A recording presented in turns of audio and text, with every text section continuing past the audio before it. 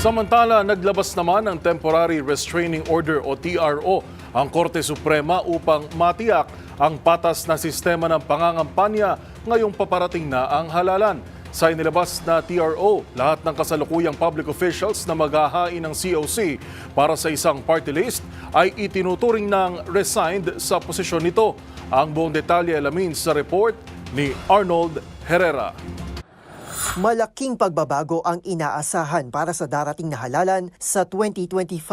Ito'y matapos maglabas ng Korte Suprema ng Temporary Restraining Order o TRO para baliktarin ang Section 11 ng COMELEC Resolution 11045 na pinapayagang manatili ang incumbent government officials kahit pa sila'y pinangalanan ng party list nominee. Sa bisa ng TRO, lahat ng incumbent public officials na maghahain ng Certificate of Candidacy para sa isang party list ay itinuturing ng resigned mula sa kanyang posisyon. Sa panayam sa DZRH, ipinunto ng petitioner at election lawyer na si Attorney Romulo Macalintal na mahalaga ang TRO na ito para matiyak ang integridad ng halalan mula sa patas na sistema at pangangampanya hanggang sa pagtingin ng mismong mga bumoboto. Yung party list ay juridical personality lamang, may legal personality, pero they are incapable of performing the functions of members of House of Representatives. So sabi ko, in other words, ang gumagalaw dito ay yung paring kandidato ng party list.